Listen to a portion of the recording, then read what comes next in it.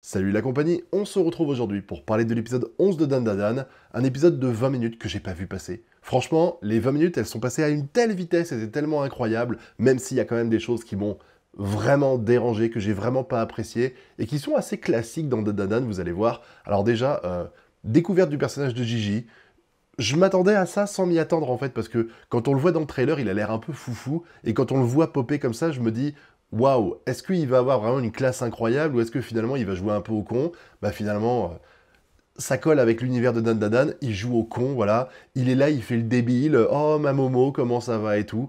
C'est très drôle, les interactions qu'il a, que ce soit avec la grand-mère de Momo ou avec Momo, ou même avec les autres personnages qui vont intervenir. Le mec, il est vachement extravagant, c'est un truc de fou, que ce soit dans les mouvements qu'il fait des mains, ses réactions, il imagine tout en fait. Quand tu le vois, il parle de Momo, il dit oh t'es amoureuse de moi et tout, alors qu'elle elle est là, elle fait qu'est-ce qu'il fait là, je veux pas qu'il vive sous notre toit et tout ça. C'était très drôle en fait de voir ça. Bon, j'espère quand même qu'au bout d'un moment, il va se modérer un petit peu, parce que si c'est ça pendant tout le reste de la série, je pense que ça va être compliqué, parce que pour moi, lui, il va rester tout au bout. Un peu comme Aira, je pense que ils vont être tous les quatre, ils vont se balader dans l'univers de Dandadan, mais bon, pour l'instant, il est là pour introduire un événement qui aura lieu bientôt, pas tout de suite, hein, parce que là, on est tourné sur autre chose, parce que visiblement, si sa grand-mère a autorisé ce mec que Momo a pas revu depuis des années à vivre chez eux, c'est pour une bonne raison, et c'est très intéressant parce que, bah, déjà, on apprend que Momo et Gigi, même si elle, c'était son premier amour, ils entretenaient une relation assez conflictuelle parce que, de ce qu'on comprend ici, Gigi, il s'amusait à se foutre de la gueule de sa famille, sans doute, c'est comme ça que je le comprends, parce que sa famille, elle pratique l'exorcisme et tout ça, elle croit aux esprits, et que je pense que lui, il y croyait pas du tout, donc il se foutait un peu de sa gueule, et quand il a déménagé dans un petit, dans une forêt, on peut le dire clairement, il a commencé à avoir des visions d'esprit et tout ça, et il a dû se rendre compte que finalement, bah, ce que faisait la famille de Momo,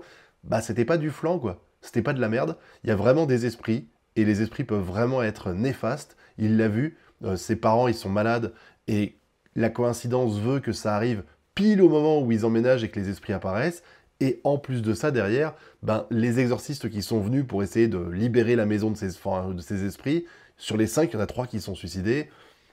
Tu sens que le démon, il a l'air puissant. En plus, je trouve que le skin qu'on voit ici, avec les yeux qui sont un peu pliés là, un peu à la verticale, ils sont à moitié à la verticale horizontale, ils sont entre les deux là, je trouve que il est terrifiant. On verra dans les faits, parce que peut-être que dans Dadanan, c'est possible qu'on te fasse passer un ennemi pour terrifiant, et quand tu le vois, il ne le sera pas du tout. Mais la façon dont c'est raconté, avec les sortes de vaisseaux qui montent comme ça sur le corps de Gigi pour lui ouvrir les paupières pour qu'il voit l'esprit et tout ça, je trouve que c'était terrifiant. Terrifiant en plus pour un univers de Dan Dan Dan qui n'a pas l'habitude de nous montrer ça, donc c'était encore plus choquant de voir ce passage-là. Mais j'ai beaucoup aimé. Après, derrière, il va arriver à l'école, et à l'école, ben, il est con, voilà. Pendant que le prof, il est en train de dire soyez gentil, il est en train de vivre un événement difficile, ses parents sont tous à l'hôpital et tout ça, lui, il drague la nana au premier rang, ensuite il va derrière, il drague la nana, la copine de Momo. Enfin, c'est tout ça pour dire en plus à la fin qu'ils vivent ensemble et qu'ils sont en couple. Il est complètement barré. Il est complètement barré. Il se fait des films dans sa tête, c'est assez incroyable. Et honnêtement, pour le premier épisode d'introduction de ce personnage-là, bah, j'ai trouvé ça drôle. Certes, je voudrais pas de ça pendant 30 épisodes, mais pour le premier épisode, je trouve ça drôle. Et je pense qu'un peu comme Aira, il va changer de comportement au fil du temps, il va devenir un peu moins con, on va dire. Mais par contre, ce que j'ai pas aimé dans cet épisode-là, c'est la réaction de Ken. Parce qu'en fait, Ken, il va nous faire encore une fois, on va avoir un passage, je dis parce qu'il faut parler des trucs que je trouve négatifs, il y a beaucoup de positifs, mais il faut parler des trucs que je trouve négatifs, et je trouve que depuis le début de Dandanan, il y a des moments qui me rappellent les pires shoujo du monde, quoi.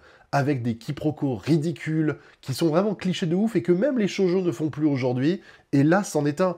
Avec Ken, qui va voir que Gigi vit avec Momo. Comme la grand-mère, elle a dit que c'était le premier amour de Momo, ça y est, c'est fini. Oh, ils vivent ensemble, ils vont faire des bébés et tout ça. Alors que tous les événements montrent que c'est pas le cas. Je veux dire, il s'installe à la maison, Momo, elle refuse qu'il s'installe, elle demande, même si on se doute que c'est pour rire, à Ken de tuer Gigi, et en plus de ça, quand tu vois ce qui se passe dans la cour de récré, alors ça, il n'est pas obligé de le voir, mais il voit qu'ils sont en conflit permanent. Et de la même façon, quand il sort dehors parce qu'il veut partir en loose day, parce qu'il est déçu qu'il y ait Gigi qui s'installe chez Momo, Momo, elle prend la peine de sortir dehors et de lui demander, de lui dire à demain.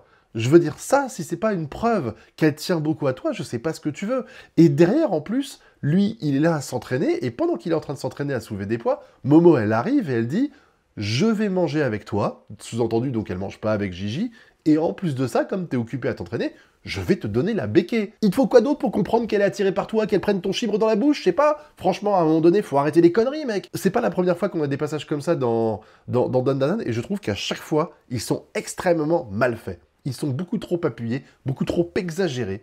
Alors qu'à côté de ça, les passages d'action et d'humour, ils sont vraiment parfaits. Mais ça, vraiment, c'est... Bah, il faut bien que tout ne soit pas parfait dans les épisodes. Et ça, c'est vraiment l'épic fail de l'auteur, je trouve. C'est vraiment ces passages-là, pour moi, de shoujo à l'extrême, qui sont très mal faits. Heureusement, ça va vite tomber, parce que derrière, il va y avoir le mannequin du corps humain de SVT, là, qui va arriver. Il est à mourir de rire, ce mec. Il est là, il court là, la moitié du corps avec la peau, la moitié sans la peau. Pop, pop, pop, pop, il faut que je me dépêche, il faut que je le rattrape et tout ça. Il court, il passe au-dessus de Momo, et à ce moment-là, Momo, elle voit qu'il y a la roubignole, on va dire, de Ken en or qui est collée à son entrejambe. Franchement, ça m'a fait marrer. Et surtout, j'ai bien aimé la réaction en fait de Gigi, parce que là, par contre, c'est intéressant. C'est que Gigi, il va naturellement, je pense qu'il le fait pas pour la draguer, c'est juste comme ça, il va naturellement lui filer un pack de lait là, que visiblement elle aime beaucoup, qu'elle doit pas trouver dans les commerces aux alentours, donc en fait ça doit lui faire plaisir qu'il fait ça. Et en plus, au moment où Momo, pardon, elle essaie d'utiliser son pouvoir pour arrêter le mannequin, lui, il lui saute dessus pour la faire plonger afin qu'elle rentre pas dans le mannequin, parce qu'il sait pas qu'elle a des pouvoirs, il essaie de la protéger, et je trouve que c'est vraiment des actes qu'il fait naturellement et qui prouvent que Gigi, c'est un mec bien. Voilà, il fait le con, il dit des conneries, mais c'est un mec profondément bien, parce qu'il fait pas ça pour essayer de la draguer, je pense. Bon, après, s'il est convaincu qu'il sort déjà avec elle, voilà, c'est chelou, mais en tout cas, tu sens qu'il fait ça de façon naturelle. Et là, en voyant ça, par contre, il pourrait s'inquiéter, Ken. Mais bon, c'est pas le cas, et là, on va arriver à un passage, mais à se pisser dessus. À se pisser dessus. Franchement, quand la musique démarre, tu sais, le tadadam, tadadam, tadadam, tadadam, j'en pouvais plus, c'était tellement drôle. Ils ont l'art quand même dans Dan Dan Dan de faire des passages épiques comme ça, surtout que là, vraiment, ça doit être un ajout de l'animé, parce que je me doute bien que dans le manga, il n'y a pas de musique, ou peut-être que c'est écrit en voix off la musique, genre, je sais rien, mais c'est tellement bien fait ce passage-là, avec Ken qui va finalement rattraper le mannequin. Bon, ils vont finir par le perdre parce que Ken il va sauver Momo et Gigi qui étaient à deux doigts de se faire écraser par un bus. Et là, ce qui est rigolo, c'est que Momo, elle a récupéré à un moment donné, en fait, elle le chope et puis il se casse en mille morceaux. Il fait son baggy, il se met en mille morceaux, il se reconstruit et puis il se barre. Et en fait, elle a gardé son cœur. Alors, je tiens quand même à dire qu'il y a un truc qui est mal branlé quand même. C'est qu'au moment où tu la vois, je sais pas si c'est pareil dans le manga, mais au moment où tu la vois taper dans sa main, t'as l'impression qu'elle le fait sans le faire exprès pour entendre le bruit du mannequin. Et surtout, tu vois bien que dans sa main, il n'y a pas la place d'avoir un cœur. Parce que le coup d'après, le cœur, il est comasse, quoi. Et il est dans la main, le cœur est 3 fois plus gros que sa main. Alors que quand tu vois elle qui tape dans sa main, clairement, il n'y a pas de cœur dedans. C'est sûr et certain. Donc c'était un peu, bon, c'est un faux raccord à la con, c'est pas très grave, hein, honnêtement, j'ai pas gueulé pour ça. De toute façon, le principe même de faire en sorte que elle tape un organe qui est plus dans son corps et que ça lui fasse du mal, moi, ça me fait rire. Voilà, et on se rend compte que il allait à la décharge, en fait, pour retrouver l'amour de sa vie, qui a l'air d'être un mannequin qui est pété, et qui a plus de bras, hein, de ce que je vois là. Encore une fois, c'est un moment qui est intéressant parce que ça montre encore une fois la relation amoureuse qu'est censé avoir Ken envers Momo, parce que l'autre, en dépit de tout, il va foncer la voir, même si ça peut le mettre en danger, et il va lui avouer tout de suite ses sentiments, chose qu'est pas capable de faire Ken, et d'ailleurs il va y avoir une parallèle, parce que pendant que le mannequin, il va dire « Ma vie a changé depuis que je t'ai rencontré, mon monde n'était que noirceur, mais grâce à toi, je vois les couleurs à nouveau. » Enfin voilà, tous ces passages-là, en fait, sont illustrés par des pensées de Ken qui revoit les passages avec Momo. Et clairement, c'est ça, sa vie, c'était un loser à l'école. Et finalement, avec elle, sa vie a enfin un intérêt, même si du coup, elle est en danger, sa vie. Et il est en train de se faire des nouveaux amis. Aira, il l'aurait pas connu s'il n'y avait pas eu ça. Enfin voilà, tu sens que sa vie, elle a changé grâce à Momo. Peut-être que ça va lui permettre à un moment donné de se libérer et de dire ce qu'il pense. Parce qu'il faut pas que ça dure 200 chapitres encore, ce délire-là. Moi, j'en peux plus déjà. Hein. J'en peux plus. La relation de Momo et Ken, la façon dont elle est narrée, avec tous ces quiproquos là, c'est nul. Moi, ça m'emmerde grave. Donc j'espère que ça va vite évoluer. Mais en tout cas, cet épisode-là, honnêtement, il est passé super vite. Vraiment, j'ai adoré voir ça. J'ai adoré voir le passage de combat. J'ai adoré cette prise de conscience de Ken à la fin de l'épisode, qui, j'espère, va servir à quelque chose pour nous épargner, encore une fois, des trucs mode shoujo pourri. Et puis, je trouve que l'arrivée du personnage de Gigi est très drôle. Entre Gigi, Aira, qui est encore une fois persuadée qu'elle est en train de se monter une armée de démons, etc., Momo, et puis la grand-mère, Ken, tout ça. Franchement, on a un panel de personnages qui sont très atypiques et très intéressants. J'ai hâte de voir ce que ça va donner. Je pense que là, on va avoir encore un épisode pour récupérer la coucougnette de Ken. Surtout que ça, ce que j'ai bien aimé aussi, encore une fois, c'est une façon de montrer l'amour de quelqu'un sans forcément avoir besoin de le dire. C'est que il est en train de souffrir, le mannequin.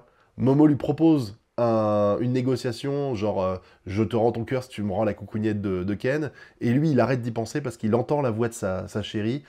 Voilà, c'est comme ça. Ça, tu vois, c'est du classique. Ça montre que l'auteur, il est capable de faire des trucs de romance qui sont efficaces. C'est pour ça qu'en plus, ça me frustre quand je trouve qu'il n'y arrive pas et qu'il va un peu trop loin. Mais ça, c'était cool. L'épisode d'après, ça sera sans doute avec la fin du mannequin. Et le truc avec Gigi, je pense que là, ça va être intéressant. Surtout que j'ai vraiment ce sentiment de terreur quand je vois cet esprit actuellement. Et je suis content d'avoir ce genre de choses, parce que même dans les shonen en général, quand je vois un méchant, même quand tu vois Freezer, Cell et Boo, ils ont beau être ultra puissants, tu te dis, bon, ouais, à un moment donné, il y aura un power-up et qu'ils vont gagner. Là, vraiment, j'ai ressenti cette terreur. Ils sont évidemment moins forts que des Cell et des Boo, hein, ces personnages-là, l'esprit, mais j'ai vraiment un sentiment d'impuissance actuellement vis-à-vis de cet antagoniste-là, et j'ai hâte de voir comment ils vont réussir à résoudre le problème, comme souvent d'ailleurs dans Dandadan, pour l'instant c'est très bien fait. Voilà, n'hésitez pas à me dire ce que vous avez pensé de cet épisode-là dans la zone commentaire, et puis si jamais vous avez rien à dire et que vous voulez quand même m'aider au référencement, et montrer aussi que vous avez été au bout de la vidéo, mettez un Gigi en commentaire, ça me fera plaisir. Quant à nous, on se retrouve très bientôt pour de prochaines vidéos. Tchuss!